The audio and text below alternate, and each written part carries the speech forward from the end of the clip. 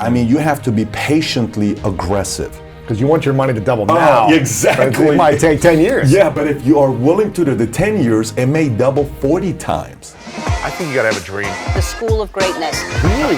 Yeah. Please welcome Lewis House. We have my man, Patrick Bet David, in the house. Good to see you, brother. Good to see you. Excited to see someone in person. And we met, I don't know, probably 3 years ago? 3 years ago. 3 years ago? Yeah. Where you interviewed me for your show. Mm-hmm. And I remember seeing your content blowing up before that, and it's blown up even more. And I think you do an amazing job of expressing your opinion through your experience and really evaluating the whole landscape of a topic and then giving a great, experience or answer on your stuff. So I love your content, and you've got a new book called Your Next 5 Moves, Master the Art of Business Strategy. So we're going to be talking about business, we're going to be talking about money, we're going to be talking about these things. I'm curious, do we need to know the next 5 moves, or do we need to know the first move? Yeah, very good question. So the whole premise behind this book, how this came about was, how everybody talks about what is the key to success. The key to success is marry the right person, save money, work hard, go to school, get a degree, love people, faith, God. You hear so many different things. And we were having this debate one time. And I would ask everybody, it's just the basic question everybody asks, what's the key to success? What is it? I'm like, you know what? Years later, I said, in my mind, the biggest key to success, almost anybody I see that takes it to a whole different level, the highest levels, the difference between them and other people is their sequencing. And what I mean by sequencing is the following. So you and I may have the same vision of what we want to do in life, okay? You want to get here, I want to get here. This could be anything. We both want to build $1 billion company. Fine. We both want to be building a company that does $100 million a year. We both want to go into football. We both want to go play at the highest level. We both want to go out there and be great sales. Whatever it may be, that's the ultimate, right? If my order of steps I take to go here isn't as efficient as yours because your sequencing is better, you're going to get there faster than I am. And I may never even get there. Because I'm trying to do move 14 on move 3, and that's the most common thing that you see. One day I woke up, I was in a relationship, and I'm 26 years old, 27 years old, 26, 25 years old, and I'm trying to get my business going. I wake up 6 o'clock in the morning, I get a text. Babe, I have to tell you this. As much as I love you, I don't see this relationship going anywhere. Wow. One of those texts. Because I think my mom is right. You love your business more than you love me, and I barely see you. I only see you once a week. You're working so hard. First text. Then, message. I pressed the message to listen to it. My mom. There used to be a time they used to love me, and you would call me and tell me you love me. What happened to those? What happened to my little son that used to love his mother? Call me every day, hug me. That's the part. So now I got a breakup on the line. I got a guilt trip from my mom. That's still 6:02 right now. Then I get an email. You haven't even got out of bed yet. I haven't even gotten out of bed yet. Then I get an email that's been in the box for a while, and I look at it. It's from my number one client that I was about to expect like a $15,000 commission, and that's a lot of money at that time. And my number one client says he's leaving me for the following reasons. And then at the same time, the next email is my agent saying I resign. My number one agent resigns. This all happens before 6:05, 6:10. So I'm in bed, anxiety is high, panic is high. I have no idea what to do. In that moment, all I thought about is, what are my next 5 moves? What do I need to do next? From that moment on, everything I did with business, I would ask myself, I'm going to do this next, my next 10, 15 moves. Or what would this guy do? This guy that built an empire, what would he do? What are we going to do here? What can I do to be better than this guy? What can I do to be more efficient? And what can I do to speed up the process to get here? But everything came down to your next 5 moves. So you're asking the question, is the first move the most important? Absolutely it is.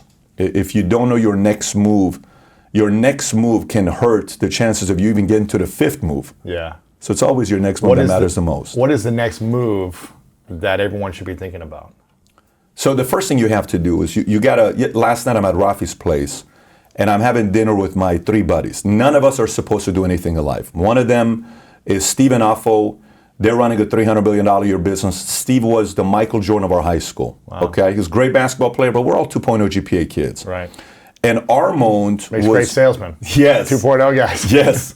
And Armand was always a fighter. He would always get in trouble. Like, he was a guy that, he's a 5'6" guy you don't want to fight. Like, you'd go to a party, you know, the smallest guy, you go to a party, and this 5'6" guy would go to a party, and he would stand there, and he would say, that guy's looking at me. I'm like, bro, he's not looking at you. No, I know he's looking at me. He's looking at me. I'm like, I promise you he's not looking. He's the kind of guy that would walk up and just punch the guy in the face. Just for no reason. Just for no reason. What is the matter with you, right? That's his wiring. Yeah. But we're all together yesterday. Now, we all have kids. We have 2, 3, and Armand has 4 kids. We're sitting and we're talking. Armand runs Rafi's Place. If you've been to Rafi's Place, the restaurant in Glendale, if you've not been, you got to go. It's the best Middle Eastern restaurant. Wow. We're sitting there yesterday, and we're having all these conversations. Challenges men go through, whether it's marriage, money, health, what happens at 41, everything that you don't want to talk publicly that men are insecure about, we just talk about it right there, right, collectively. And the biggest thing that I talked with one of my friends yesterday is, listen, your number one move is you identifying who you want to be. Not who Tiffany wants to be, it's who do you want to be. Not what Patrick wants to be, not what Bobby wants, not what your older brother, sister, mom, dad, who do you want to be? If you and I can figure out who we want to be, and it's as transparent and as clear as possible, I don't have to compare myself against your success. Now, here's a problem, though.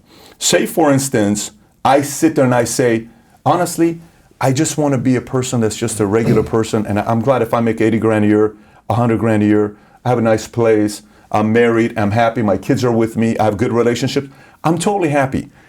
If you say that, if that's what you want to be. If you say that's what you want to be. But if you say, I want something else, and you're not doing it, then what? Exactly. But watch this one here. If you say that's what you want to be and you're content with that life, but behind closed doors, your buddy Lewis Howes is making millions. He's doing great. He's all over the place. People are talking about it. If an ounce of envy or jealousy comes in, you either weren't being honest with yourself because that's not exactly who you want it to be, or you got to ask the decision. Am I living my life or his life? That's the toughest thing to do, right? Toughest thing to do. Now, the other side of it is that, let's just say you got a big upside. You know, in sports, a lot of times, you know, Stephen A. Smith did an interview the other day, and they asked him about Vince Carter, and it was the toughest question that was asked. They said, so, Vince Carter, he just announced 23 years of retirement. He's leaving the NBA. Stephen A., what can you say about Vince Carter's legacy? Okay, now I don't know if you guys know who Vince Carter is.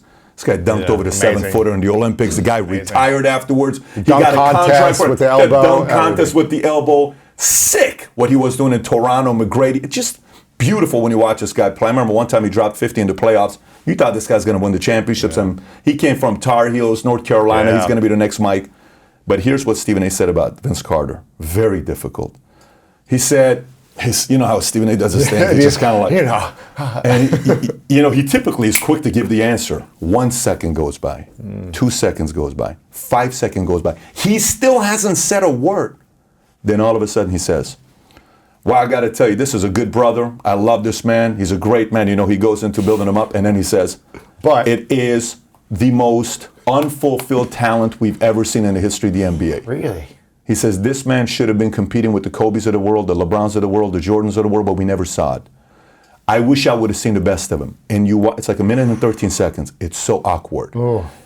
If Vince Carter watches that and it doesn't bother him, more power to you, because you were happy to be in the NBA and you were cool with that. But if you watch that and it bothers you, you know deep down inside he could have done more. So you as the individual have to make a decision. Either I'm going for I want all the marbles, and I'm willing to go be embarrassed, lose, public humiliation after another one until I get there, or I'm going to live a simple life and I'm okay with this. But you have to be clear about that. That's step number 1.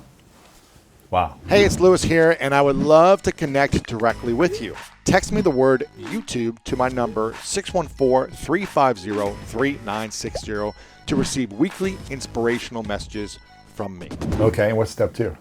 Once you're identifying that part, then it's figuring out your own talents that you have. And once I know my talents, where can my talents be used? You know, if you're a numbers guy, what industry can use your talents? Well, maybe it's finance, economy, investment banker. You know, maybe it's on that side. If it's a creative side, maybe I'm going to go be on the marketing side. Maybe I want to be behind the scenes. I don't want to be in front of camera. I want to be the support person. Then you say, well, I'm not a good number one guy. I'm a good number two person. I'm a number three person. Then you have to find out your positioning at the point of your life. Tom was the former president of our company, PHP. One of the best decisions was hiring this guy. When I hired Tom and brought him on board, he introduced me to Vistage years ago. Vistage is kind of like a YPO, EO. You're familiar with YPO. Yes. So Vistage is an element of that. It's very similar, but it's a little bit older crowd. YPO is a little bit younger. Vistage has 50, 60-year-olds, right? And I want to be around 60-year-olds. So introduced me to Vistage. And over the years, we became very good friends before I hired him. And I said, so Tom, let me ask you a question. In your life, you guys sold JamDad for $780 million. You got a massive exit.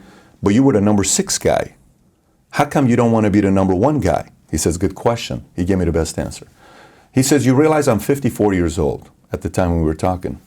He says, it took me 54 years to realize I'm not a good number 1. 54 years. 54 years to realize I'm not a good number 1. What would have happened if you'd have realized that at 30? That's the point. Every one of his biggest checks he ever got, he was the number 5, the number 4, or the number. Every time he was number 1, the company didn't do well. Interesting. So sometimes we want to be number 1, but maybe you're not a number 1. Sometimes you want to be MJ, but maybe you're Scotty. Sometimes you want to be MJ and Scotty, but maybe you're John Paxson and Steve Kerr. Maybe you're somebody that later on is going to be the general manager of the Chicago Bulls. Your name is John Paxson. Maybe you're going to be a great coach. Years later, winning 3 out of 5 championships. Your name is Steve Kerr, but you got to play your game with your strength. So and in the season of life. Exactly, You know and what I in mean? the season of life, because you may be a number 6 right now, but you may eventually be a good number 1. Maybe it's just in not a different time. role, In in a different yes. package, and a. Yes, but it's the sequencing, man. Everything is sequencing. What does sequencing mean for you? What is that? Sequencing to me means, okay, if you wake up every day, you have a sequence of what you do. Okay, like what's the first thing you do when you wake up? Mostly meditate. Okay, what's the next thing you do? Make my bed. And then what's the next thing you do? Brush my teeth, shower. Okay, that's a sequence. Yeah. Okay, so now what if I wake up and the first thing I do is I shower first? Okay, then I go eat, then I put my clothes on, then I go to work, and I say sometime throughout the day I'm going to meditate. I just messed the whole sequence up. What is the foundation of what I'm starting the day with, right? Yeah. What is the sequence of what I'm going to be doing next? If every decision you're about to make next, whether it's marriage, having kids, business partnership, a joint venture, if everything you did, you stepped away from the world, your girl, your mom, your dad, your peers, your family, you went to a restaurant, you sat there with a piece of paper saying, okay, I'm thinking about marriage. What do I need to do next? What's the next move I need to make? Then you go, I don't know if that's number 1. I think that's number 3. And you play that game. It's fascinating. Yeah. It's fascinating. It's like playing chess. It's Yeah. like, these master chess players, they know their next 10 to 15 moves. The amateurs were like, here we go. This is what I'm going to do. And these guys are like, Yeah, and yeah. you're like, what are you doing? Yeah. They It's all see it in the It's all future. sequencing. But it takes the steps to get to the future. You can't just jump to the future. I mean, it's the story of Bob Iger, it's the story of Ted Turner, it's the story of Kirk Kerkorian.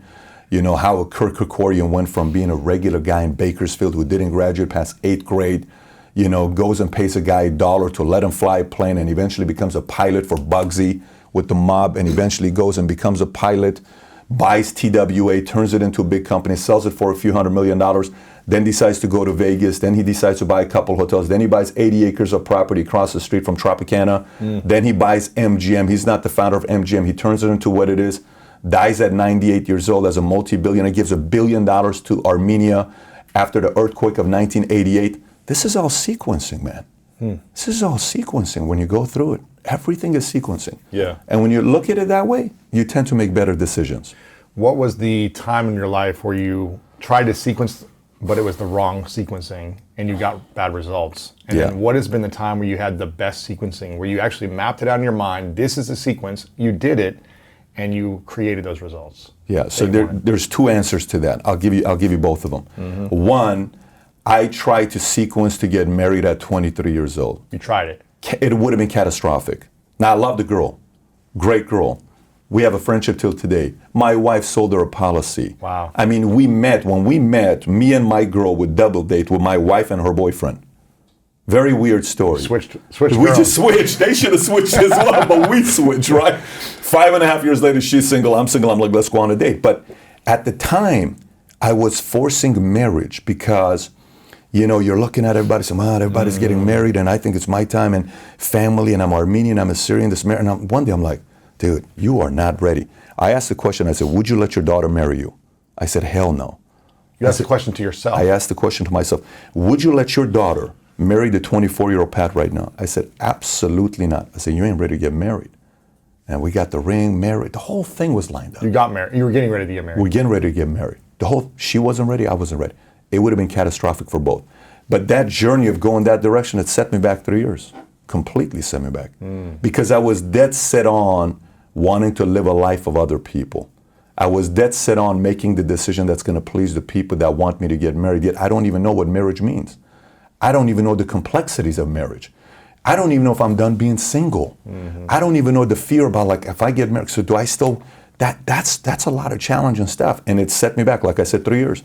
The other part is, Louis, that when you say, when did you do it? I've also done it where I've said, here's what I'm going to do, that maybe was premature of a decision.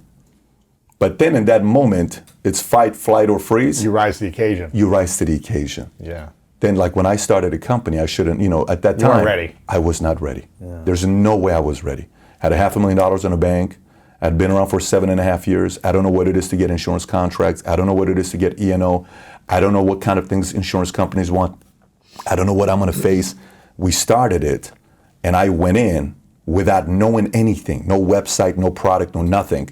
Wasn't the smartest decision. One night I come home, my wife has the miscarriage, it's 1:30 in the morning, my bank account's at $13,000. I have no idea what to do. When I tell you I have no idea what to do. I came back, I said, listen, you put yourself in this position, now it's too late. Yeah. So some people may be watching, they're saying, well, I have to have a fresh start with my marriage or my business or this and this and that, and let me just close shop. Well, no, that's also not the case. Also the case is maybe, what's the best thing you can do with the current situation you have? And in that moment, had to make the best of it. And we made some right moves, and we did get some, we experienced some luck, and we worked hard, and the next thing you know, things grew. Yeah. From From having a few hundred agents to now 15, 16,000 agents in 49 states. We weren't expecting that. We were not expecting that. And I'm not talking about being in a company having salespeople. This is having to hire CFOs, raising money, founding. It's very complex without a 4-year degree, without a 2-year degree, without a finance. It's very complicated, but somehow it happens. So yes, I would say sometimes there are many times where the sequencing wasn't right, but there are times that also wasn't right, but you had to make the best of it. You made it work. Yeah, you had to make it work. And what's the difference between entrepreneur versus intrapreneur, and how do you know if you should be entrepreneur, or if you should be entrepreneurial with a team and a mission that has funds and resources, and it's not all on your shoulders? Yeah, that's a great question. So, one of the things we talk about in this book, Your Next 5 Moves, is knowing, when you decide how you want to create your wealth and who you want to be. Meaning, okay, so who do you want to be? I want to be an intrapreneur. I want to be an entrepreneur. I want to be a solopreneur. I want to be a content creator. I want to be an influencer. I want to be an inventor. I want to be an investor. So you kind of figure out what angle you want to go and who you want to be. Yep.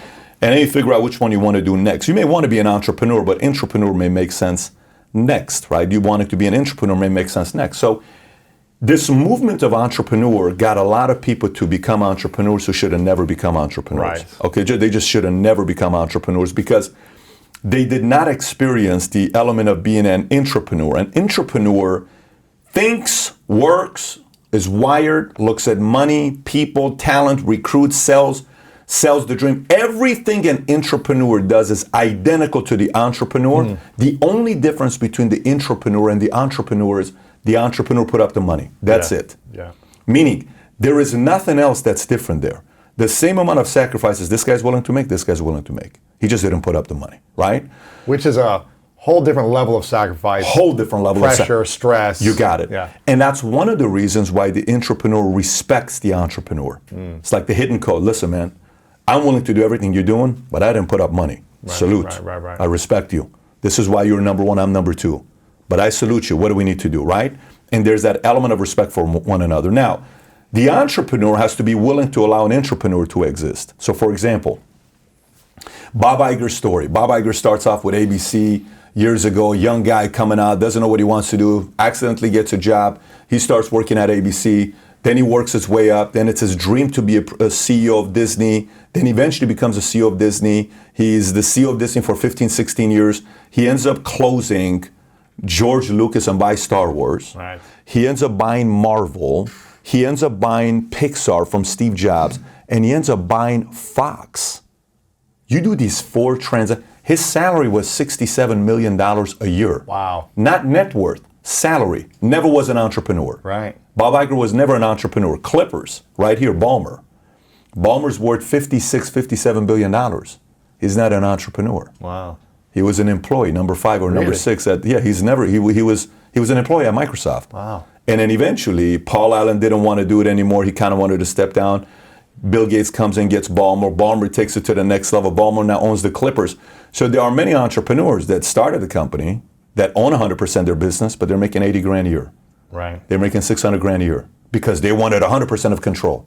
Ballmer's like, listen, I'm good. Gates started it, but I'm worth 58 billion. Yeah. so the road to what you're solving for, you don't have to say, I have to be an entrepreneur.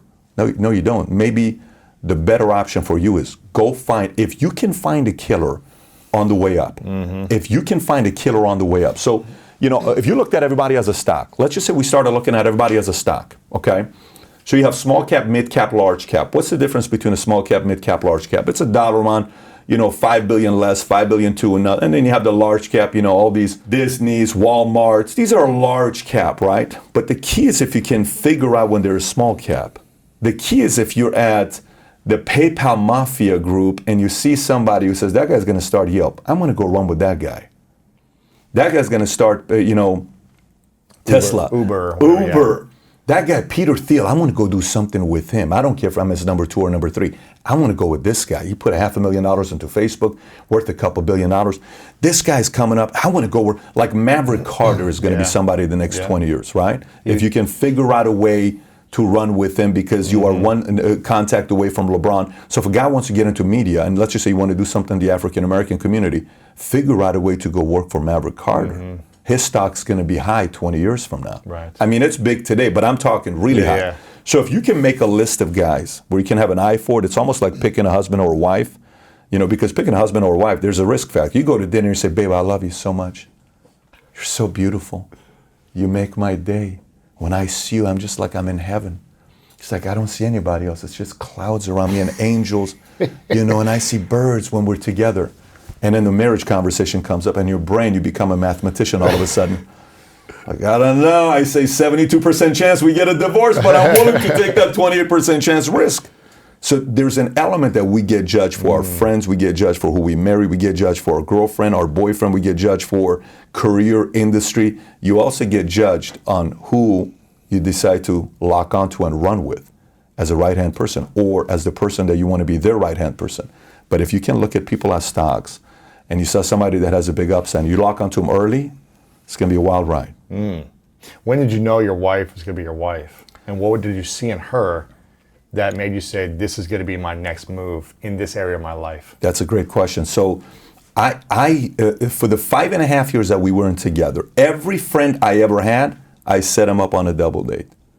Every friend I would say, dude, go ask her out. Wow. She's a wife. You said you want a wife, go ask her out. You think so? You think she'd be interested? Call her. Call her up. Go talk to her. Everybody, I would say go talk to her. Why? Etiquette, high. Okay? Temperament, calm. Very easygoing.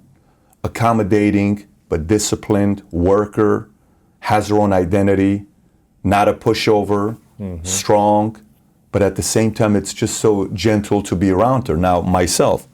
So originally, I thought I wanted to marry myself. So I did. I ended up dating someone that was me. We were both Libras, okay? She was my former boss, and we almost killed each other. Wow. I mean, one of us would have been dead because it was like fire versus fire, and she is so competitive, and we're going, just craziness, right? And then one day I sat down and I read this book, 101 Questions to Ask Before You Get Engaged. And this book I read, I went through all these things and I said, wait a minute. Who I thought I wanted as a wife is not really a wife. Who I wanted as a wife, these are the 18 things that I can't compromise these things. So, yeah, that's definitely not going to work out. This is definitely not going to work out. Here's what I need. And I'm sorry. People can say that's chauvinistic. This is what matters to me. I can't try to please you because you think it's chauvinistic. This is what matters to me. Here's what I'm willing to make a decision. So then we were at Palm Springs, and my wife and I, at that time, she was in a different relationship, and she's sitting across from me. Her relationship had ended. My relationship had ended. And I said, who are you seeing right now? She said, I'm not seeing anybody. I said, you're not seeing anybody? I said, no. The guy sitting in that corner, his name was Rusty. I said, Rusty, let's switch seats. So I go sit next to her. I said, so what are you looking for in a man?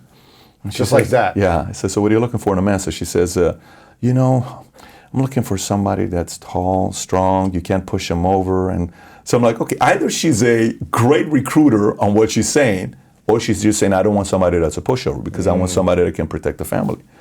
I said, okay, great, let's go have wine afterwards. We went downstairs, I had a glass of wine, she had a glass of orange juice. And then we spent the whole weekend together. Then we drove back from Palm Springs back home. It was a 2.5-hour drive. And we talked in the car the entire time. She went to Pasadena to visit her family. But before she did that Monday night, I said, meet me at Jerry's Deli. You know, the Jerry's Deli off of Ventura. She meets me at Jerry's Deli at 10 o'clock. And she says, so Pat, tell me, when you sell this policy, how do you sell it? What do you say when they say this? And she goes an hour asking questions about sales. I said, do you know why you're here? She says, yeah, because you're helping me with my business. I said, not at all. I'm here because I like you, and I think you like me too, and I think we should date. And she gets up and walks out. She just gets up and walks out. She says, we're friends. This doesn't make any sense. I can't see it. She walks up, gets out, leaves Jerry, gets in a car, goes to Pasadena, Houston, Texas. I'm like, there's no way in the world this is what's happening right now. So I go home, I say, Dad, I want you to look at this MySpace page, because it was MySpace back then. Sure. And her song was Let the Drummer Kick. Do you remember the song, Let the Drummer Kick, Let the Drum, you know? So I'm listening to this Let the Drummer Kick 24/7. I'm telling my dad, this is your future daughter-in-law. He says, how many more? You've told me hundreds of women are going to be my future. I said, no, this is the one that I'm telling you. So I call her up. She's not answering. I send her a message on, she's not answering. Yeah, MySpace. And then she finally sends me a message saying, look, my only concern with us dating is the fact that we're friends. I don't want to risk losing our friendship. So I respond back. I said, aside from risk losing our friendship, what other concerns do you have? None. So she doesn't answer for a few hours. It was Christmas Eve. We got on the phone, the 5.5-hour conversation. She came back December 29th. We went to P.F. Chang's off of Sherman Oaks and Sepulveda, if you know, right by the 405 freeway. Sure. So we went there, we sat down, and that night our waiter was coming up to me, and I said, can I talk to you? We're having a big problem here, because we were the last ones left. He says, what's the problem? I said, you know, my wife and I have been married for a long time. She's not my wife. She's just somebody. That's our first. I said, my wife and I have been dating for quite some time, and her parents don't like me because I'm from Iran. What could you tell her?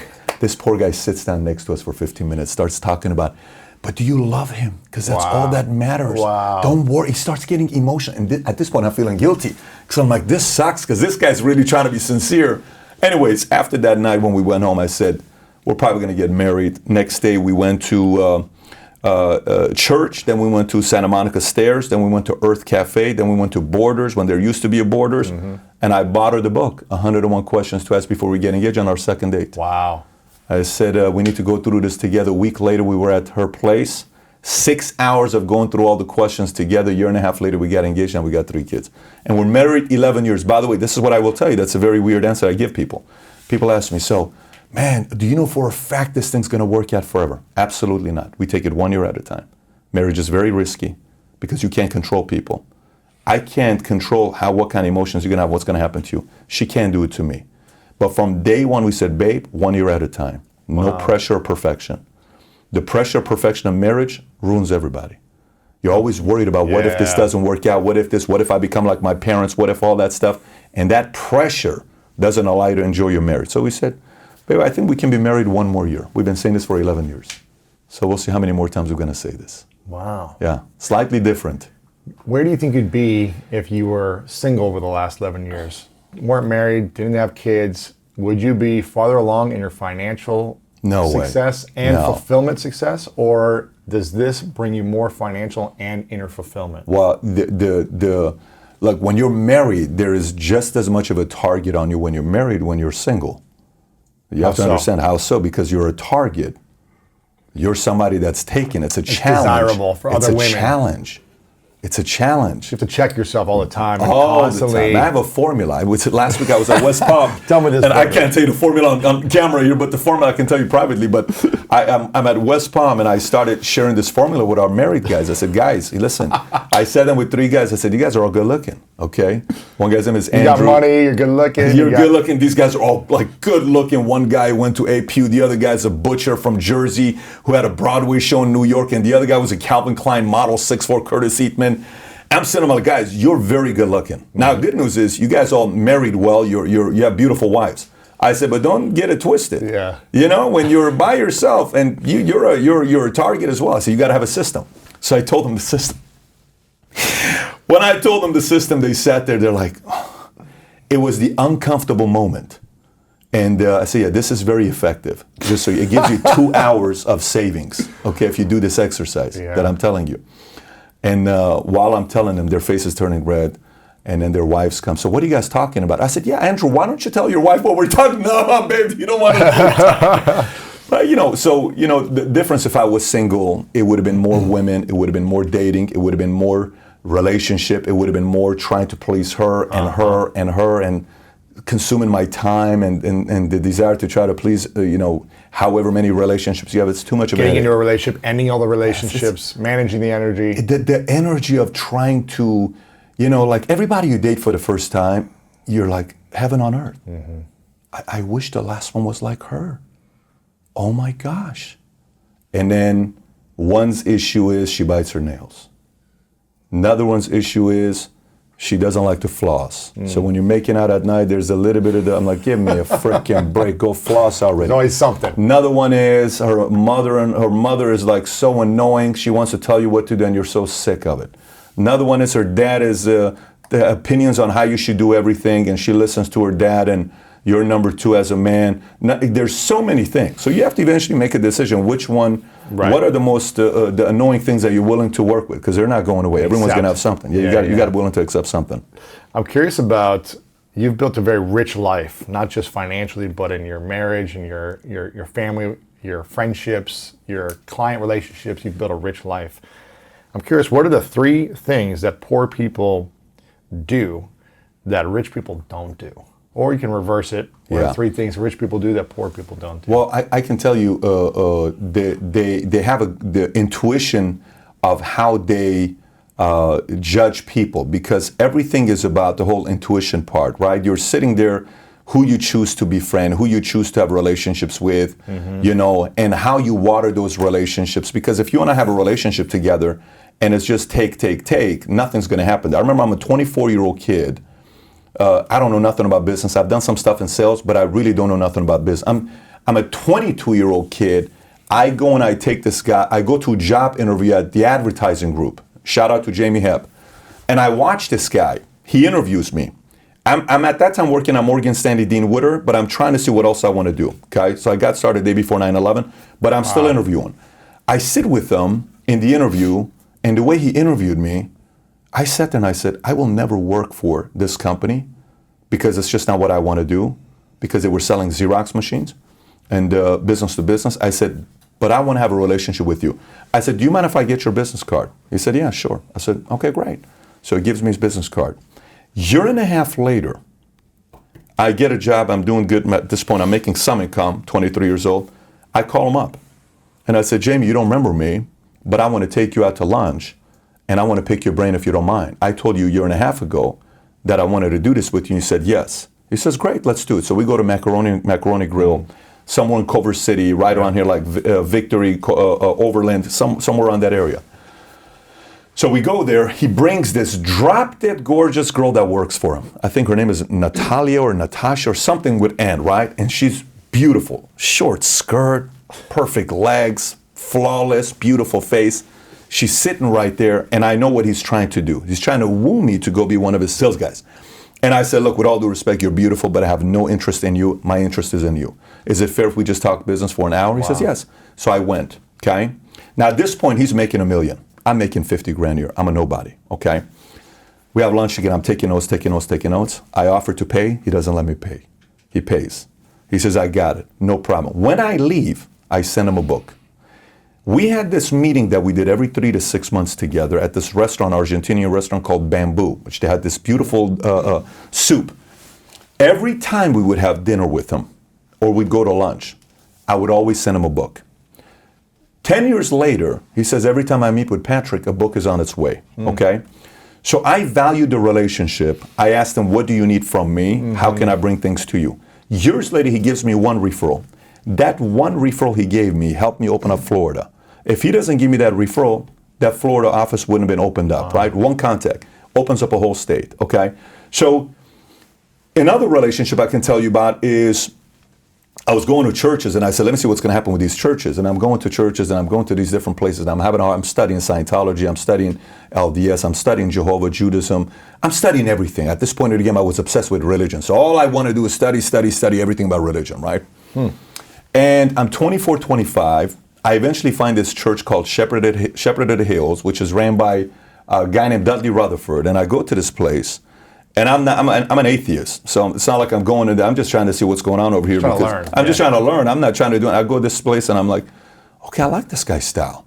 You typically go to church.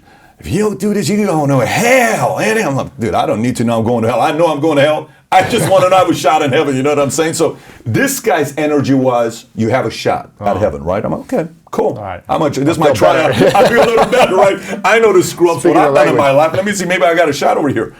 So I go there, and I'm sitting in the back. I watch him once, twice, 3 times, 4 times. I'm like, wow, I like this guy. So then I sent him an email, a little bit of an arrogant email, but I'll tell you what the email was. I sent him an email and I said, listen, my name is Patrick David. You don't know who I am, but I'm going to be somebody in the world. And I know you are somebody in the world, but I promise you, if you give me your time, I will always bring value to you. Wow. It will not be a waste of your time, okay? I'm not doing anything at that time at 25. I got a small little office operation, nothing crazy. We go have a lunch together at Black Angus off Canoga or Topanga. We go to Black Angus, we sit down, we talk. After the meeting is over with, I said, what can I do for you? Nothing there. We go out again, what can I do for you? Nothing there, what can I do for you? Nothing there. Eventually, he says something happened with my son at Moore Park basketball, and I made a phone call to the coach, and I spoke to the guy, and anonymously, because I didn't like the way this whole situation was handled. He probably doesn't even know the story. I know the people may know, but he may not even know the story. So I make the phone call.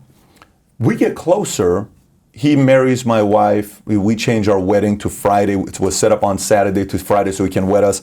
Anyways, in 2008, 2009, he introduces me to Tom Ellsworth. You know how I talked about Tom earlier? He introduced me to Tom, okay? And Tom comes, okay? In 2009, he introduced me to Matt Sapala. Matt Sapala and Sheena, I got introduced to 09. They just got promoted this last week at West Palm Beach to the Chief Distribution Officer, PHP, right? He is now the CDO, okay? We've paid him in the first 6 months of the year over $1 million. They're doing very good at what they do in the business here. But if I don't have that contact and I water him what his needs are, not what I can take. If I give the needs I don't have those contacts. So I think too many times when, you build a relationship with somebody, it's immediately, what can I do, what can I, and by the way, what can I get from you? Yeah, and I remember how you were the first time we met. When we were done, you and I went to Earth Cafe with Jen, and I think we even went out and looked at some furniture, and there was like a Google shop that we went there. I don't know if you remember that, walked around, right across from Earth Cafe. And you said, Pat, how can I help you? What do you need from me? What can I do for you? It was on the corner after exactly. Out. Exactly. So we walked around, babe, she said, yeah, I really like this Lewis guy. I don't like this approach, how he is. That's the dynamic that you don't see behind closed doors. People may see School of Greatness, people may see the books, but behind closed doors, the context is about what can I do for you. So you asked 3 things.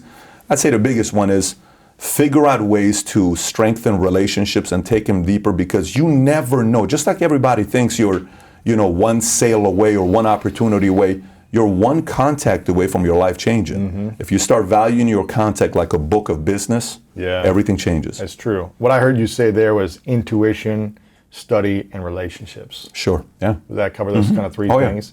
And I think when you think about people that aren't making the money that they want and don't have a rich life, whether that be quality of life, they probably aren't discerning their decisions and being intuitive about who they should spend time with. They aren't researching more ideas and expanding their mind, and they aren't giving in those relationships.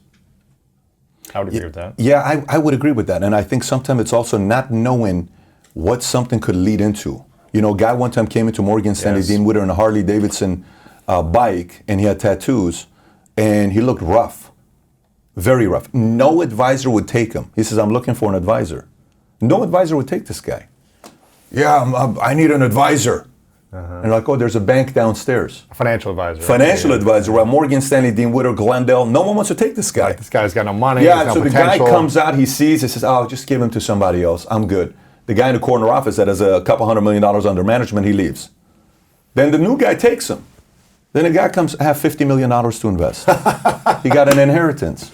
That one account was $50 million. Changed his life. Changed his life. Yeah. And he put the 50, and the rookie broker got a $50 million money under management. You're getting 1 or 2 points on that. That's Life-changing. So the For point life. For life. Every year. Every year. Generational wealth. We're not talking Yeah. about like a small thing here. So you can't just sit there and look at relationships that you never know the potential of a contact. You have to know every contact could take you to some place that you don't know. It's like a movie. You don't know the next scene. You know, so you can't just assume what that contact's going to lead into. Yeah.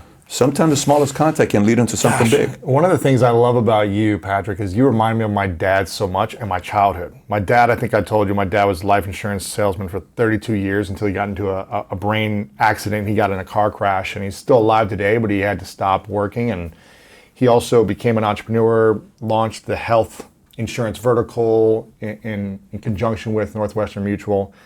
And he does everything you do. And my whole business model and just the way that I live is based on what I witnessed him doing. And this was pre-social media, pre-internet. Wow. He would just remember names like nobody's business. He was so giving, so thoughtful, and he was always thinking in the long term. He wasn't like, how can I sell you now, but how can I give you now? He would do this every day. He would read the newspaper, and he would cut out the newspaper every day and write long letters and put in envelopes and send it out to people that were clients and people that are not clients. If it was someone's kid in sports that, you know, was, hey, they had their best game ever. Hey, I just wanted to send you this clipping of the newspaper, to just people in the community. That's We're on a whole small different town. level, though, man. That's incredible. Handwritten letters, and just send it to them and say, hey, you know, if I can ever help with anything, let me know. Yeah. And it was that kind of old school mentality, but he would always just show up for people, just take meetings to take them, and wasn't always trying to sell, but just trying to serve. And that's really kind of how I built my business early on. Was when I had nothing at all, I was just like, what can I learn from someone, and how can I ask them what they need, and then deliver on that need as fast as possible, and not ask for anything in return. And I think that's one of the reasons why I've been able to grow, is because of the relationship building. You know, Ben, our producer, I met him 9 years ago when he was a student at Columbia Journalism School, getting your master's, right? And he was working on a documentary about handball. I was in handball at that time in New York City and really liked the way he made the documentary and followed his journey over the last 9 years, stayed in touch every year. We needed a head producer to really build our content. And I reached out to him, and the timing right, the sequencing was right, and we had the relationship where it made sense, at least for now. Maybe he leaves at some point, but it's been great so far in the last 4 months.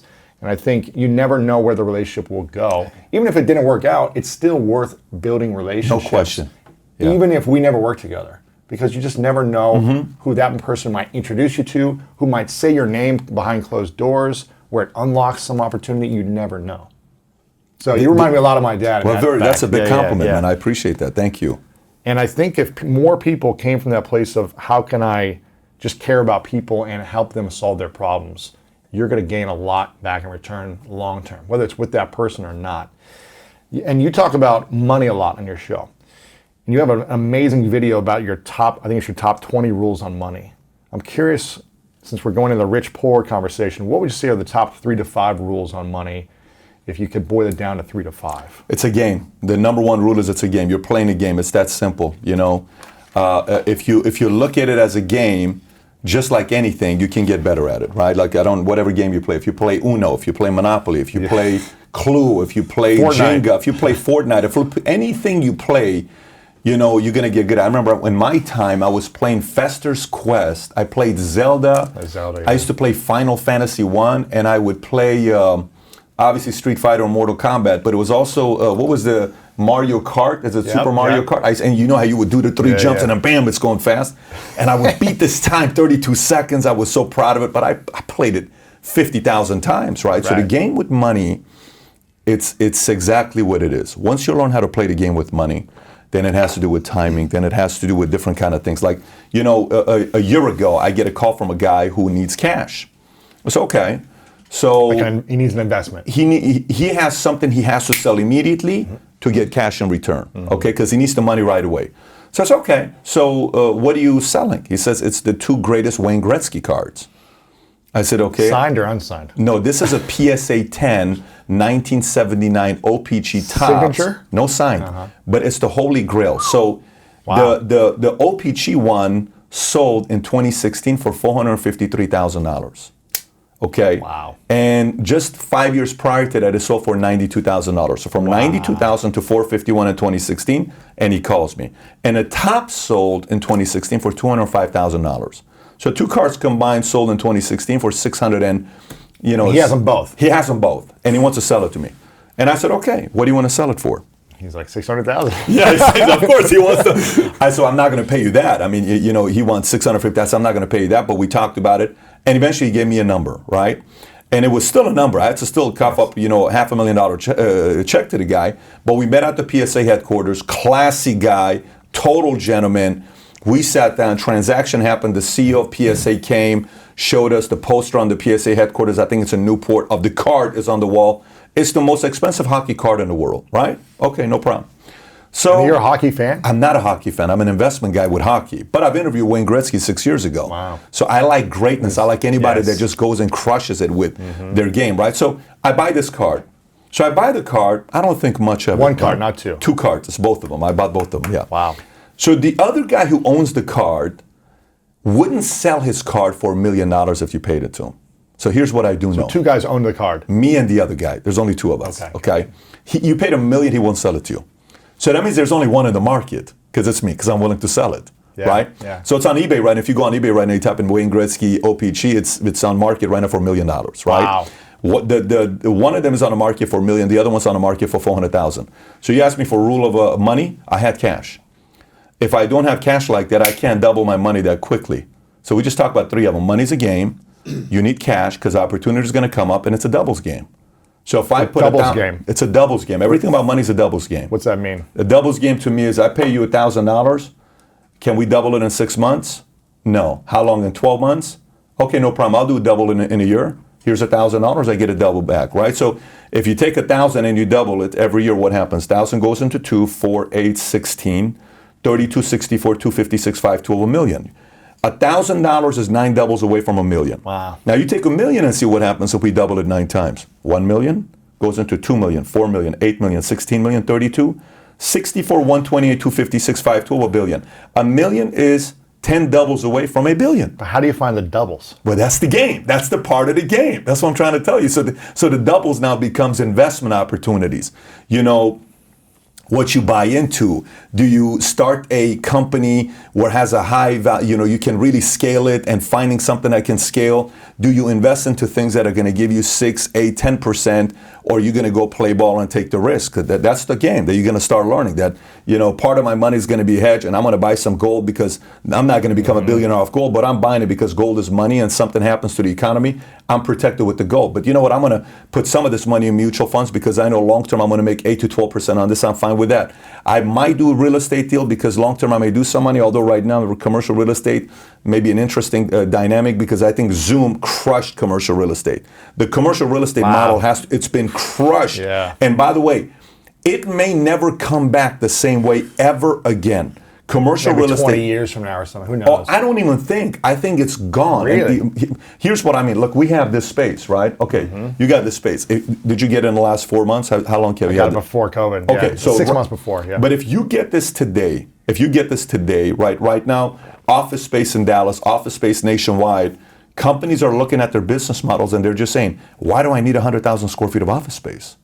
Why do I need it? But if you go out there and you look at the numbers, you're like, okay, I don't know if I'm going to do commercial real estate.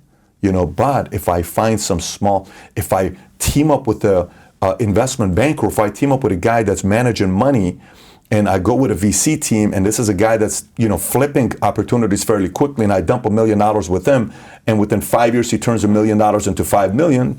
That's 5x in 5 years. That may not be a bad idea. So you got to find those, and they're out there, by the way. Yeah. They're out there. So Ray Dalio plays a game of doubles. Warren Buffett's a doubles game. All these guys are doubles game. And A lot is investing in businesses. yes, I'm a business guy. I'm not a real estate guy. There are people that are, and by the way, that doesn't mean real estate doesn't work. I mean, it wouldn't make any sense for me to say there's real estate billionaires everywhere. Our president is a real estate billionaire. So for me to knock real estate would have no value to it. But for me, I'm more about, I have an idea. What are you guys doing? Me and Tiffany are thinking about starting a marketing company. Okay, how can this thing scale? Well, let me tell you what we got. We got 3 packages. Boom, boom, boom. We're going to be target audience. We're going to be targeting people in this world. Okay, interesting. How much are they going to pay? We foresee us doing $6 million a year in revenue within 24 months. What have you done to be able to earn this? I'm a Columbia guy. I'm a this. How much money do you need? I need $2 million. I can't give you $2 million. Can I come in for $100,000? I put $100,000. The next thing, this thing sells for $200 million. That $100,000 all of a sudden became $2.2 million. That's a victory.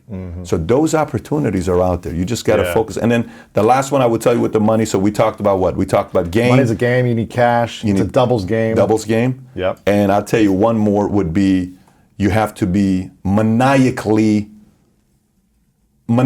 about being patient. I mean, you have to be patiently aggressive. Patiently aggressive. It's so tough to do. Because you want your money to double now. Exactly. But it might take 10 years. Yeah, but if you are willing to do the 10 years, it may double 40 times. It may double 30 times. Like when Bezos said, just hang tight. I'm not going to give you dividends. Just trust me on this. Trust me on this, right? And at the beginning, if you've heard the story where he goes and raises $2 million he gets $50,000 from 40 people. That's what, $2 million. And he gives them 20%. Wow. 20%. He gives up 20% of that $2 million. He gives them 20% just for $2 million. You know what that 20% is worth today? $200 billion. Oh my gosh. That's the point. So can you imagine 1994 Amazon gets started? Forget about you put $2 million. Just say you put $50 million. Wow. Just you put 50,000. What is 0.5% of a $1 trillion company right now? 0.5%, you're still a half a billionaire. Wow. Your 50,000 is worth $500 million, give or take whatever the numbers we're doing right. The point is, that is a massive victory. The guy who put $10,000 and he gave it to Berkshire Hathaway in 1974, I don't know if you've heard this story. Warren Buffett is starting, he says, I'll give you $10,000. Never touches the money, goes back to his regular job, makes $100,000 a year. You know how much that have you read this article? No, tell me. The $10,000, if you go on Business Insider, you pull it up, is worth $780 today. 780 million. Wow. Never did anything to it. So that's the part about patiently aggressive. Yeah. It's very hard to do. But So the hard to doubles do. get bigger later on, not early on. The they doubles do. are bigger, you're 15, 20, 25. That's what Buffett talks about. Just like his successes, Yeah. he's lived longer. Yeah. He's just stayed around longer to let the money continue Exactly. to compound. Yeah. And that compounded interest is where it's at. What's the 3 greatest investments you've made in yourself? And would you recommend those same investments in other people, or what should they be doing in their life right now? So, I will tell you, I went to a Harvard Opm program one time, and I spent... OPM? OPM is Owner President Management Program. So if you run a business that does 10 million or more, you get to go to it, and it's 3 years of 3 weeks living on campus, right? I went there, but I didn't go afterwards for different reasons. But I went there when I spent that $50,000, and I was on campus for 3 weeks. You spend 3 weeks with 144 people from 64 different countries. So watch what happens. I'm sitting there, and at this point of the game, I have no idea what it is to be a CEO. I've gone from being an employee to a salesperson to a sales leader to a good manager, but I don't know what it is to be a CEO. I have no idea what it is to be a CEO. So I sit next to this guy. He becomes my teammate, my partner. He owns the Victoria's Secret of New Zealand and Australia. The reason why I'm laughing is because the last day, 8 of us were chosen to go present a business opportunity. So he keeps telling me, hey, Patrick, I'm going to kill it. Just watch what I'm going to do. I'm going to scare the hell out of Leneto. I think the lady's name is Leneto because she's the main person that does it. Watch what I'm about to do. So he goes up on stage. Lewis, it's a very simple guy. I mean, good-looking guy, but he's not a charismatic anything. He just goes up on stage. He says, let me tell you why you ought to invest $1 million into my new lingerie line. He says, here's a PowerPoint. Here's a PowerPoint. You see all the sexy women here? You know what? I think it's more important for you to see this face to face. Ladies? No way. Brings him in. 7 models come in half naked wearing the lingerie. The entire place, all the entrepreneurs are going crazy, but the teachers are furious with him. The lady's They're running mad. up, takes her jacket off, is trying to cover all these women. It was phenomenal, right, to see this here. But the point is, On Harvard, stuff on is still- yeah, yeah. Harvard's campus, right? Think about it. Here's the part. 5 years goes by, I'm talking to you about it. That's called marketing, right? You remember it. I remember it. But when I was sitting next to him, I said, listen, man, I'm trying to learn how to be a good CEO. What do you suggest about being a good CEO? He says, man, I got 7,000 employees and have 7 CEOs that report directly to me. I spent 3 weeks with this guy telling me stuff that he does with his CEO. He's not a motivational speaker. I don't even think he's got 1,000 people following him on Instagram. He's worth a couple billion. He's not an influencer. But those 3 weeks of talking to, I was like a kid in a candy store trying to pull information out of this guy, and it was all technical stuff. It wasn't motivational stuff. What time do you wake up? What's your daily routine? None of that stuff. It's what do you do when you're trying to hire a person and you know you got to give him equity, but you're afraid if you give him too much equity and he leaves early, and you protect yourself that if you fire him, does he still get the other 2/3? Does he still, how do you do this? Well, you set it up this way. What do you do to make sure your attorney that you have, who is negotiating with the other attorney and he doesn't really want to go to court, so behind closed doors, they're settling and he's not really working on your side, he's working on the other side to kind of speed it up. And how do you get him to, well, you got to get another attorney who holds him accountable. I'm like, these are the things that he said to me that you can't read about in places. So you said 3 investments, that's one of them. Vistage was 100% a great investment because we met once a month for 3-4 years with a man named John Morris. John Morris is a local guy, Santa Monica guy. It'd be great for you to get connected with him. We're sitting in a meeting one time with John Morris, and one of the entrepreneurs going out of business, and he says, guys, I got bad news. Because you would start the meeting and he would say, here's my personal life, here's my health, here's my marriage, here's my business, here's my kids, and we would all talk amongst each other. Everybody had to sign an NDA so you don't tell your story. But one guy gets up and he says, guys, I got bad news, I'm about to go out of business. Why? If I don't get $500,000 by this Friday, we're shutting down. If I get it, I'll last another 1.5 years and I think we'll make it, but I'm shutting down. This is what John does. Tell me, what do you need for $500,000? What are you willing to give up for the $500,000? What are you willing to do this? He says, give me a second. In front of all of us. Wire the money. Calls a guy who is in his business, same industry, says, This is a here, good deal. Yeah, take yeah. this call, go talk to him, terms, boom. Guy comes back ecstatic. By Friday, $500,000 was in his account. Wow. This is the kind of guy John Morris is, right? So Vistage to me was watching people from different industries every month for 9 hours, for one day, 9 hours, and everybody would share their problems. It was $1,500 a month, some number like that.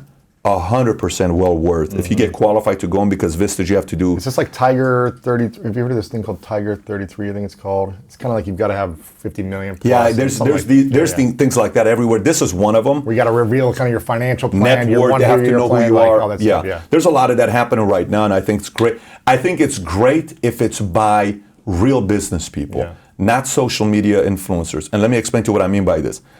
What social, like for example, if somebody wants to learn how to create a podcast, I want to go learn from somebody that's running a, like I remember, I think you taught a bunch of people how to monetize webinars and podcasts. Like you were the guy that taught people how to do the webinars. Yep.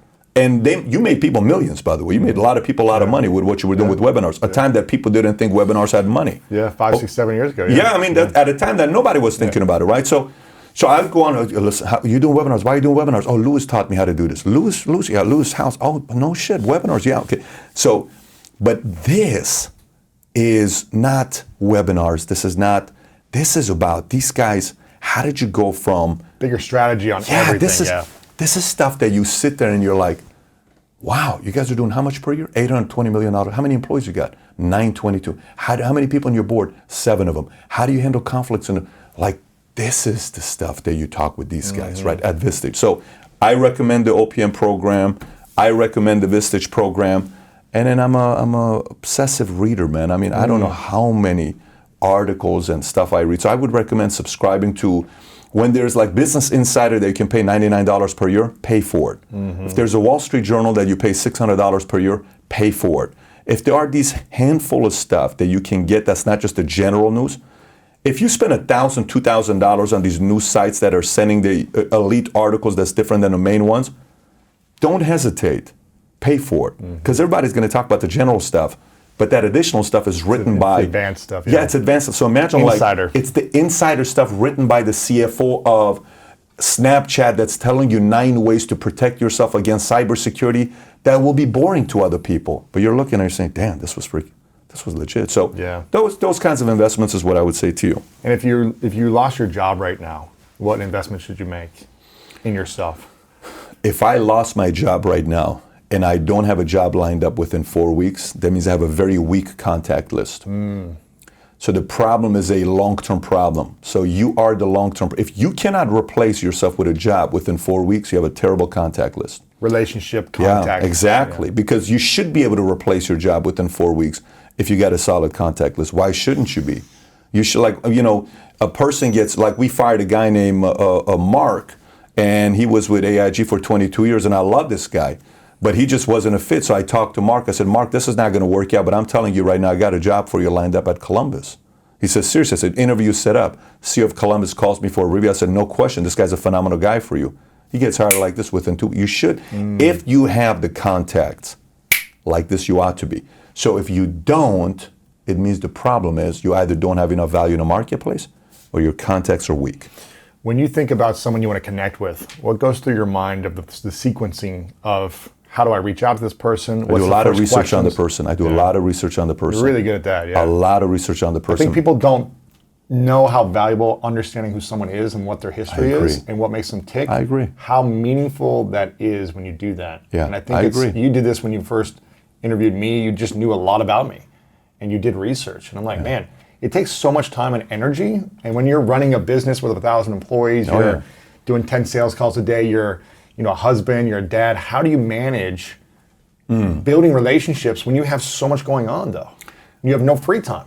Yeah. So this goes into at what level you want to go to in life. Meaning, there is levels in this game, right? Like, listen, Gary Payton is alpha, but he's not alpha when Michael's in the room. When Michael's in the room, Michael's the alpha. Yeah, he's a little... Kobe's an alpha, but not when Michael's in the room. But anybody else in the room, Kobe's the alpha, including Magic Johnson, including Shaq. Yeah. But when Barkley's in the room with Shaq, who's the alpha? Shaq's the alpha.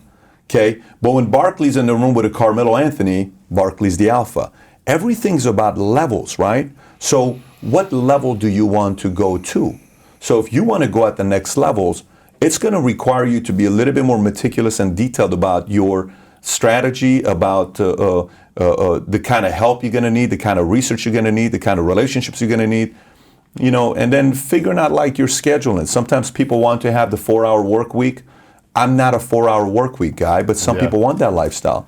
And you have to give credit to Tim Ferriss because Tim Ferriss started a movement with a bunch of laptop entrepreneurs all over the world. And guess what? They love it. When I talk to these people that read 4-hour work week, and I'm in Malaysia, and look at my life. And I'm making a few $100,000 a year or a few million a year or whatever it may good be. for you. I could never, I'm a terrible vacation guy after 3 days. I'm a 3-day guy. Yeah. But I know myself. If I go to Bora Bora, if I go to Greece and we have to go after 3 days, my wife will say, babe, you good? Like, babe, it's 3 days, babe. She says, I get it, babe. Just kind of, and we're typically go because we're entertaining people. We're not going, it's like, we're taking 500 people, 400 people, so we're entertaining people. It's not like, you're going because it's when we go, we get our stuff done and we come back and we have a great time together because now we have a system. When you have kids, it's different because you can go longer with kids because you're vicariously living through them. I like going to Universal Studios. I can go with my kids to Universal Studios because I see how he looks at Harry Potter and, these spiders and this stuff. It's beautiful when you see their imagination, right? But going back to the question you're asking, so how do you find time to do research? How do you find time to do all this other stuff? If you want to compete in the top 1% of 1% of 1% of 1%, the price is a bigger price. And Louis, there's no way to describe how to do it. There isn't a formula for it. You just have to figure out a way how to do it. If it means I come home and I have to watch a person's interview from 11 o'clock to 2 o'clock in the morning, that's what you do. And I come to the office at 8 a.m. to do my interview, and I have to come and go read through 20 pages of notes, I have to do that. And if I don't do that, you can tell in the interview. If I do it, you're like, how does he know that guy's date? Yeah. How does he know when this happened at this time? How do you know when this happened? It's a lot of research. The level of detail and attention, people will remember for decades. They'll remember and they'll always think back to, that person really cared, or that person was really thoughtful, that person was genuinely interested in me, and they'll just continue to remember that. And good things will come to you when you come from that place, when you constantly do that extra work to care about someone. So I agree there. What's the question you wish everyone asked you more that they don't ask you? I think the understanding of knowing that, you know, if I really want to do something big, what do I do when I'm having the guilt that I get from my wife, my kids, my family? How do you manage guilt?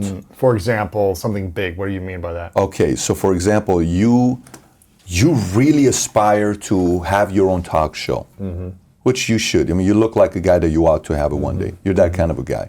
You need to be on the big screen. You belong on the big screen. You need to have something like that happen with Lewis House. I've said this to you from the first time we sat down. Right. You look like the guy that has something like that going for himself. Montel Williams meets Oprah Winfrey, meets, you know, Michael Strahan, meets, Right. you know, like Ellen DeGeneres. Combine those, combine. Yeah. Okay, Lewis House show on TV, right? Okay. So now if we're together and, you know, it's like, oh, babe, you're working too hard, all this is research, all this other stuff, and, you know, you're not doing this with your kids, and you're not spending time with this, you're not spending, you're like, oh. The guilt. The guilt, man. So how do you handle the guilt? The guilt works in a few different ways. Ted Turner understood who he was. And Ted Turner, his personal life, he'll be the first to say it, was in shambles. You know, he married Jane Fonda, didn't work out because Jane Fonda wanted to go, and Jesus changed her life, and she became all spiritual. And Ted's like, I don't want to talk about God. I'm playing ball, man. Let's go by the horses. Let's go to the Montana place. And Ted had so much pressure on his life when Time Warner bought him out and all this other stuff. But then the guilt comes out, right? Well, you didn't do this, and you didn't do that, and you didn't do this, and you didn't do that. Yeah, but I wanted to do this with my life. So, you know, that stuff is, can you live without finding out your full potential and not going there? Are you okay? Like, there's a story one time I read in a book written by John Maxwell. I read this like 16 years ago, one of his small books with his affirmations that he had. He said, one day a guy goes to heaven, he dies, and he goes to heaven. He was meeting with St. Peter's, and he was always a military guy, right? And he always wanted to be a general, and he wanted to be a great general. He wanted to be a general, go in the military, be a leader, but he never did it. But he followed everybody's history. So he goes to St. Peter and he says, hey, question for you, St. Peter. I got one question for you. He says, what's that? Who's the greatest general of all time? He says, I'm sorry? He said, who's the greatest general of all time? You really going to ask me that? Yeah. Was it General Patton? No. Was it Grant? No. Who was it? You. He said, me? Yes. When the recruiter came to you for you to join the army, and if you had the courage to go in, you would have been the greatest general. I just got chills. I have it right now. You would have been the greatest general the world had ever seen, but you were afraid. Wow. I mean, listen, either that story makes you so nervous where you're kind of like, I can't do that to myself. Or that story gets you to be like, wow, it's okay if I don't go there. Fine. But you're going to have to deal with that. And whatever you decide to do that's big, there's going to be sacrifices. Yeah. And there's going to come with guilt. So It's like you either have guilt or regret. yeah, it's well, one And of how the do you two- manage both? Exactly. How do you manage both? So the formula there becomes, if the person you're marrying, like Jen and I, when we were dating, I told her, I said, babe, I'm not a 9-to-5 guy. So we went and sat down with a marriage counselor, because I highly recommend meeting with somebody before you get married, because I've met with so many therapists. I think I recommend it for everybody, because you can talk with a non-involved person in your life and let it out, and they're just going to listen to you. So we met with this guy. His name is Danny. Nice guy, sweetheart of a guy. So we sit down. I said, Danny, let me ask you a question. You've been married to your wife 33 years. What's been the main thing that's helped you guys make this work? He said, we have one rule. Every night at 6 o'clock, this is the one rule we don't break. You have to be at the dinner table. Everybody has dinner together. I'm like, what'd you do for a living? I was a school teacher. What did your wife do? We were both school teachers. I said, Danny, thank you so much for your time. Here's the $200. No, we just got started. I'm good, buddy. Thank you. Pick up Jen. I was like, babe, it's a little bit disrespectful. I said, I'm not disrespecting. I paid the $200. We got up, we walked out. So we got in the car. She says, babe, why'd you just do that? That's disrespectful. I said, it's not disrespectful. Neither one of us are school teachers. So this, whatever he says, It's is not not going going to to help us. work. Yeah, What yeah. do you want me to do with this? Is not the life we're choosing to live. Yeah. So then I had her go meet with Dudley's wife, okay? And they meet together. Now, here's what she says. She says, are you comfortable knowing that his time is going to be taken by everybody?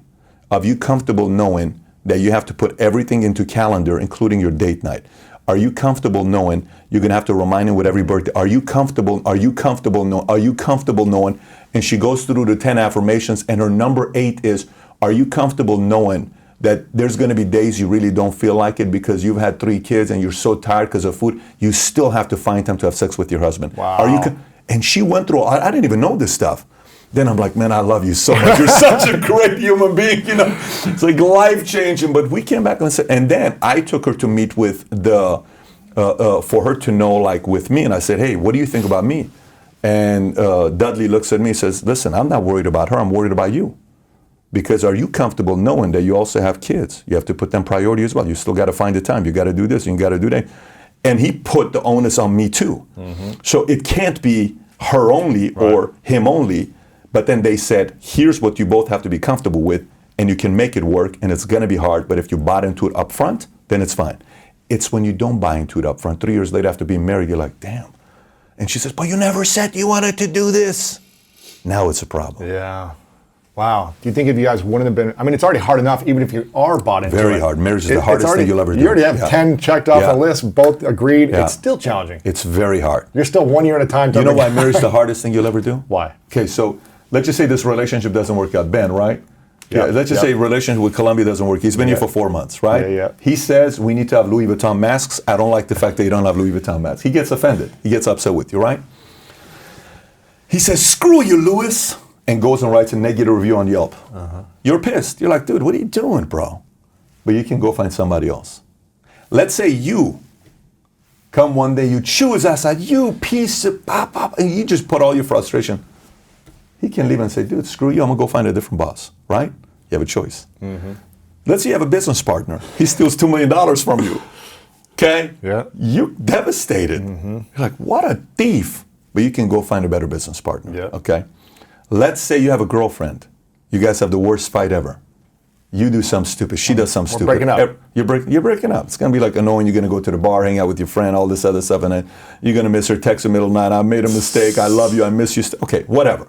Okay. Move on, yeah. Let's say you have kids. See, that's why you never have one kid. You got to have 2 or 3 kids because you have options. You never want to have one kid. My recommendation, never just have one kid. Yeah. But you got one wife. You got one husband. Very annoying. Very annoying. Because if we're buddies, you and I are friends, let's just say you and I talk, we have a big debate over LeBron and Kobe, and it's bad. It's bad. Dude, whatever, man. You're such a, all you do is follow Kobe. Well, you're LeBron. You're the match. And we have we have a debate over Biden, Trump. We have a debate over politics. We have a debate over sports. I'm pissed. You're pissed at me. We can go 6 weeks without talking. That's cool. You can't do that you're going to see her that night. Yeah. And you're laying in the same bed. You don't lay in the same bed with your best friend, with your buddy. Right. Like, hey, bro, how you doing, bro? You good? Yeah, I'm good.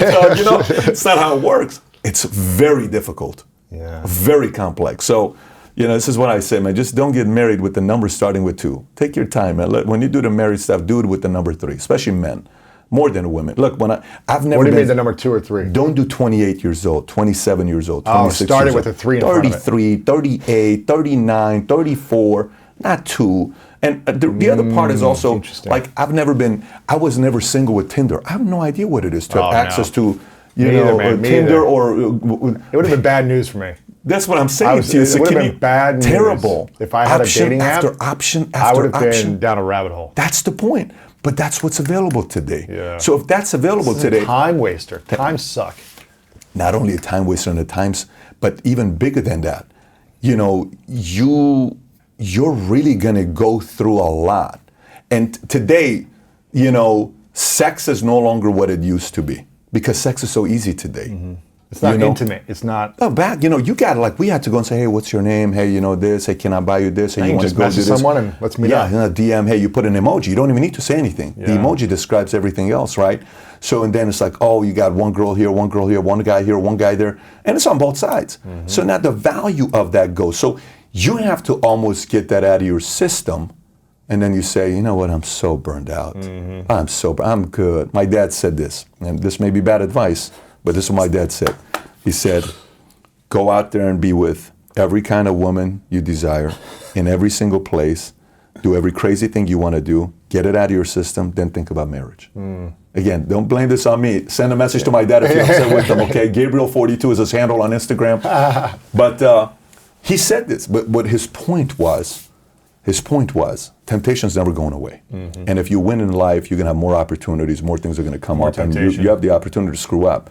But he's just trying to say, you don't ever want to be the person that you were a geek in high school, you were a nobody, you only dated one girl, and then you meet this one girl, you marry her, and then at 38 years old, you're this hotshot lawyer making 600 grand a year, and everybody knows, you got millions of options, but you got married at 25, you couldn't have waited till 34 to experience what it is to be a hotshot guy, and then you marry. Wait till the hotshot phase. So it's I think someone said, a mutual friend of ours that I won't say his name here, but he said you're only as loyal as your level of options.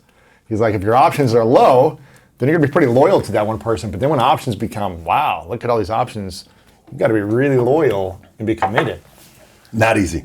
Very hard today. Everybody can act hard and say, well, you have to do this and you have to do that. No. We have one of our guys that went through a bad marriage. Okay, very ugly breakup that they had. I got calls, and everybody said, did you hear what he did, and what he did this, and da-da-da-da-da. I can't believe he did this. Do you know he did that part? And the whole story was there was another girl in the picture, but he was married. Okay. So the guys who were talking a lot of smack, I said, I want you to come to my house. They said, well, I'm going to talk to you guys today. Come to my house right now. They came to my house. I said, okay, come on, guys, let's go outside. We're going to do a project together. So we go outside. I said, guys, everybody lined up by the pool. Everybody lined up by the pool. I said, guys, lined up? You ready? We're going to play a game, and I'm going to see who's going to win this one. So, okay, we're ready. We're a very competitive environment. You ready? You ready? I'm ready. Let's go. Okay, so here's the game. What is it? Let's see who can walk across the water the fastest. Go ahead.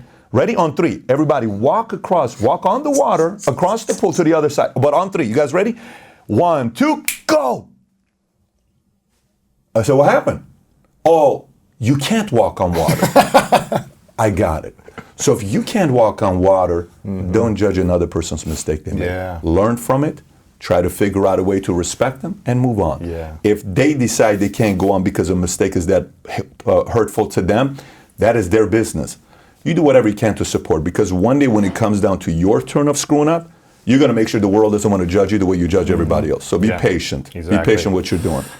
I want to ask you the final questions. This has been really inspiring and powerful. And before I ask them, where can we follow you on social media the most? You got amazing YouTube, amazing Instagram. Where do you like to hang out the most? Yeah, I'm probably, if you message me on Twitter, I will most likely respond back on Twitter.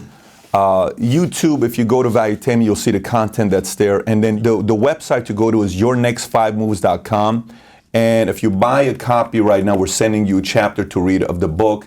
And if you buy 3 copies, we're sending an hour strategy that I put together on 4 different strategies to what to do in 2020 post-pandemic. But yeah, you can go on Amazon and buy the book. You can go on Barnes & Noble, buy the book, Your Next 5 Moves.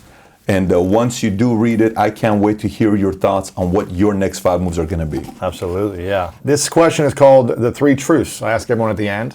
Imagine you've accomplished every dream you could ever imagine. And it's your last day on earth many, many years from now. And it's all come true. But you got to take all your body of work with you. All your words, your videos, your audios. It's gone to the next place wherever you go. Hopefully you get to that heaven spot, right? And you could share 3 things with the world. Only 3 things. These 3 things you know to be true in the world that you've learned. These 3 lessons. What would be your 3 truths that you would share? 3 truths to share for me. To share to the world as these lessons, but they would have nothing else from you. No other content, nothing else. Number 1, learn how to process issues. Learn how to process issues, not just solve problems. Learn how to process issues, because if you learn how to process issues, you'll make better decisions as a husband, as a wife, as a father, as a business owner, as a leader, as anything. Processing issues. Second thing I would say is figure out a way to, for me, spiritually, I have a very unique relationship with the man upstairs, and it's played a very, very big part of my life. You have to realize I'm not the guy that's I'm the skeptic believer, but I'm somebody that a lot of miracles have happened in my life for me to know that without God and the man upstairs, I wouldn't be where I'm at today. And I'm not just saying, I'm not one that talks a lot about God. You don't see me talk a lot about my faith, but you're asking me the last things to say, it would be that.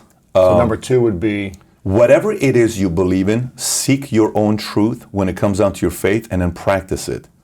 Practice it, because it is going to give you a different kind of a strength that all the money in the world cannot give you. It's very important when you're making decisions that you're at peace with many of your decisions, because the moment you're in anxiety and panic, you're not going to be enjoying life too much. Right. And then, the last one, go make your money whatever way you can. Set the money aside for yourself. Set the money aside for your husband, your wife, your kids. And then figure out a way to give back to public service, whether it's going to be through charity or politics. But do that last part. If you say, I have no desire to get into politics, like your dad sounds like he would have been great in politics, by the way. Yeah. Either go do public service, mayor, Congress, Senate, governor, involvement advisor, or, clergy, not clergy, church, nonprofit. Figure out a way to give it back after you set yourself up financially, so you don't have to worry about that anymore. That's powerful.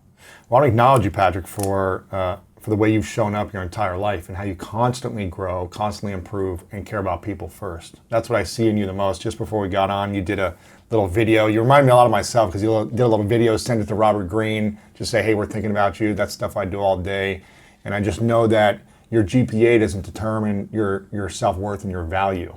And what you struggle with growing up doesn't determine it. What I acknowledge in you is how you show up for other people and how you think deeply about how other people can grow and be better human beings. So I acknowledge you for that. And you have no ego. You have a little ego, but you really don't have much ego because you're always willing to learn and see if there's a better way to improve, which I think is the way we should all be. It's like, how can I always learn?